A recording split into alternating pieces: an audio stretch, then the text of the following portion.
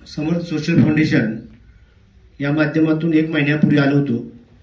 Training करत होतो आणि त्या दरम्यान माझी आई एक्सपायर झाली. तेव्हा मला काही ट्रेनिंगला थांबता आलं नाही आणि मी त्यानंतर 7 वाजता गेलो. एक दिवस करून गेले. एक दिवस मी केले, दुसऱ्या दिवशी करायचं होतं पण तोच प्रसंग दुःखाचा घडला आणि मी निघून गेलो.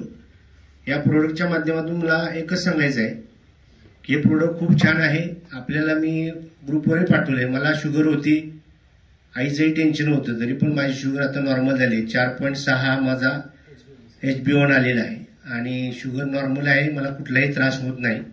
स्वतःचा अनुभव मी स्वतः घेतल्याशिवाय मी दुसऱ्याला काय सांगणार. मी स्वतः अनुभव घ्या. आपण अनुभव घेतला आणि सांगितलं तर लोकांना पडते. आता मी नायब तहसीलदार पदावर, मला काही हा व्यवसाय करायची सुद्धा गरज नाही. मला पगारही भरपूर आहे, 1 लाख रुपये पगार आहे मला. पण तरी पण मला वाटते की सोशल फाउंडेशननं जे काम केलेलं आहे ते चांगलं आहे आणि याच्या माध्यमातून मी बरेच लोकांना दिलं, रिझल्ट बी चांगले आहेत. मला स्वतः अनुभव आलेला आपल्याला मी शेअर केलेला आहे आणि तो खूप चांगला आहे. म्हणजे मला अँटॉक्स टी जो आहे तो खूप चांगला आहे. अँटॉक्स टीलाही मला खूप मागणी आहे लोकांची. आज मी 10 प्रोडक्ट न्यायसाठी आलो खास, म्हणजे अँटॉक्स टीसाठी. मला काही तो बिझनेस करावा, म्हणजे बिझनेस समज बिझनेस बी आहे, परंतु माझा तो उद्देश नाही आहे. ही संस्था जी आहे ती सामाजिक कार्य करते, त्यातूनच मला हे सामाजिक कार्य करून आपल्याला पुण्य घ्यायचं आहे लोकांचं. जे चांगले झाले त्यांचे आशीर्वाद आपल्या कुटुंबाला मिळणार आहेत. आणि तुम्हाला बिझनेस ज्याला करायचं ते करू शकतो.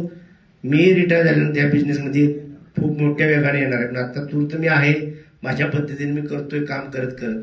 तरी मला लोक अटॅच आहेत भरपूर आणि आपणही करताय, चांगलं काम आहे.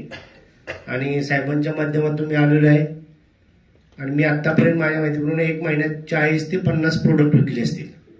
म्हणजे काही मला माहीत नसताना लोकांनी मी 10, 20, 25 प्रोडक्ट घेतले, पण गेलेले आहेत प्रोडक्ट. असं काही शिल्लक राहत नाही.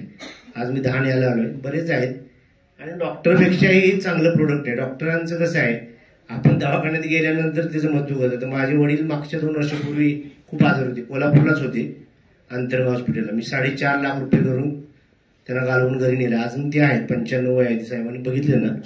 आणि आईचं 87 होतं. पण दवाखान्यात गेल्यानंतर आपण काही बघत नाही.